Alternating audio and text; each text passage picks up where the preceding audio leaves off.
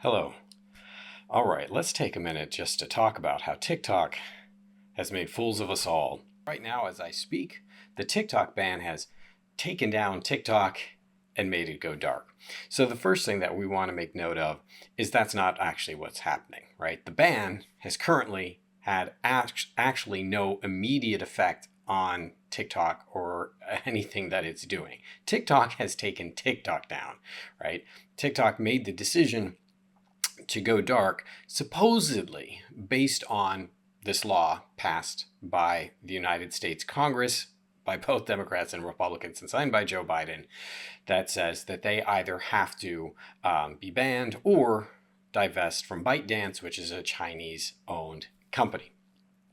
The long and short of it, though, is that there is currently nothing, no enforcement mechanism, and no circumstance under which they're being forced to stop. In fact, most of what everyone thought would happen is, oh, at least for a little while, it would continue to kind of zombie on because it's not like you can just go in and remove it from people's phones, at least from the federal agency standpoint.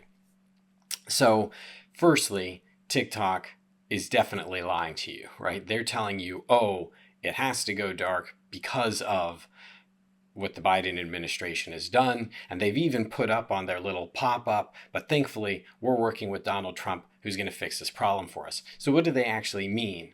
One way to look at it is think about things like marijuana legislation, right? So, there's federal laws about marijuana, but lots of states choose simply to not enforce those laws. Well, it's the same deal here. Joe Biden already said the Biden administration is not going to worry about trying to enforce that particular law. So it has no teeth. The Biden administration said let the Trump administration deal with it. Without the Justice Department enforcing it, there's nothing there. There's literally no there for ByteDance to have to concern itself with. So what is actually happening here? Well, ByteDance is owned by China. One thing that we have to accept, because I see, people out there going, well, does that mean we can't buy anything made in China, right? Nothing can come to the United States from China. It has nothing to do with that. It has everything to do with the fact that there is no distinction, there is no daylight between a Chinese company and the Chinese government. Full stop. Period. That's just simply how it works. Like, unlike the United States, where there might be a company that's somehow in tension with the United States government or decides to stand up in some way against the United States government, and there might still be pressures or issues as a result, this is impossible in China, right? All companies in China are essentially an extension of the Chinese government.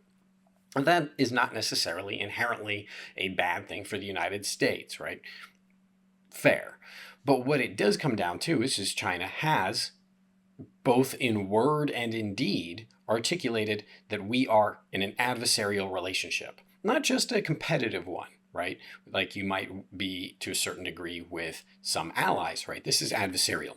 That when we succeed, they fail, pardon me, and when they fail, probably means that we're succeeding. So we're in this adversarial relationship with them, and they have, in many instances, tried to influence things like American politics, affect our elections to some degree, and affect how our people think, and specifically how our people think about their country and regulations regarding their country. So the long and short of it is ByteDance is in essence an extension of the Chinese government and what the Chinese government does require of ByteDance. So for instance, if they said, yes, we do want all of this information, or more specifically, we want an algorithm that helps sift through all of the information that's being collected here, including anything overheard in the Capitol by tourists' phones when they're near phones owned by Congresspeople.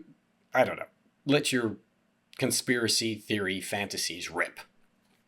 The bigger concern, probably than data collection, which is a thing that we're all unfortunately very used to, is the fact that these, not just the algorithms, but now the AI connected to the algorithms is much, much smarter than we are, right? And China has spent a lot of time and a lot of money trying to make sure that they have really effective, really smart machine intelligences.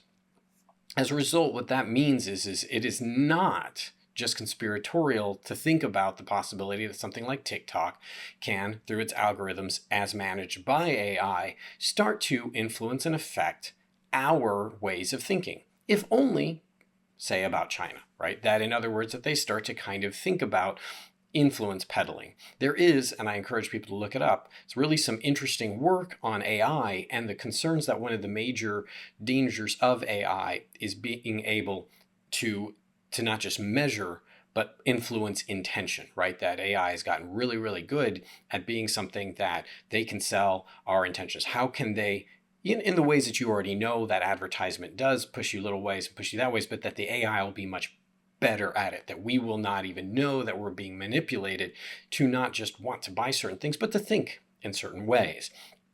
That is, of course, very dangerous. So the Supreme Court argument that TikTok tried to make truly did hold no water.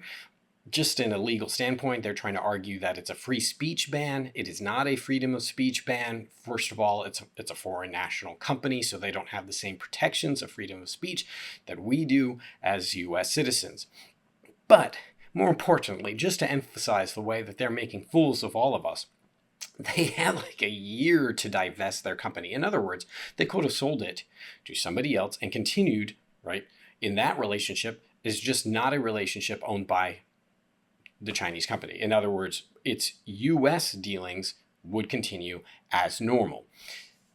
ByteDance did not want to do this, right? TikTok did not do that. And what we should be thinking to ourselves, and again, not to be too conspiratorial about it, but we should be thinking to ourselves is well, why didn't China want to do that?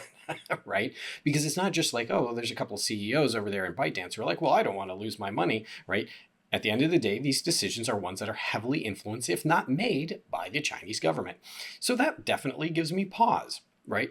Clearly, the Chinese government is very, very, very, very, very, very invested in ByteDance staying owner of TikTok. And this is not just a matter of money, I would think. Perhaps it is, but it is something that raises a little bit of a red flag.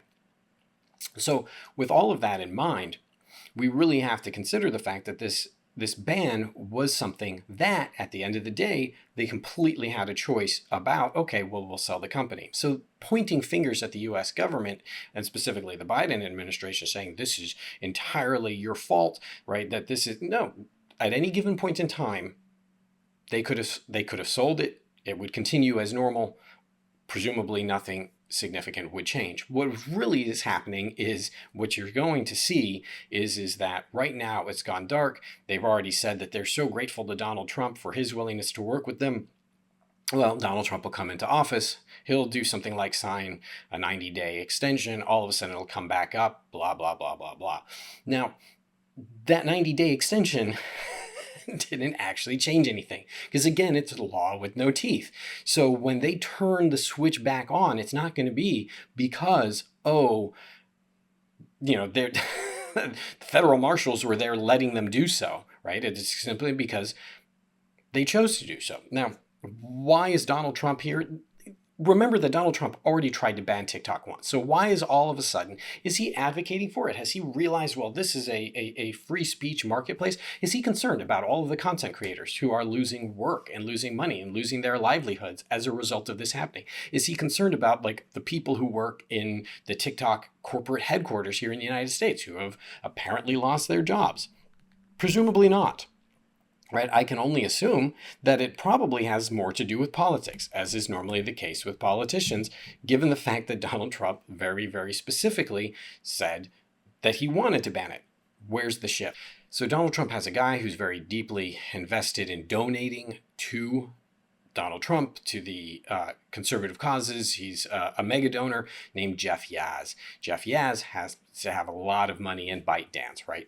He doesn't want to lose his money, right? And Donald Trump, over the past couple of years, but especially over the last year, has gotten a lot more connected to Silicon Valley, which he used to be very critical of. And all the tech billionaires who have all of this control over our lives, he's realized that they're better bedfellows than they are enemies. That we, i.e. we, the fools, will be willing to advocate harder to keep our entertainments than we will to keep our civil rights. And that's what leads to, I think, what has clearly made fools of us all in this circumstance here, right? So people are like, we're going to protest. People are going to other Chinese apps and basically just pouring their information out there, right?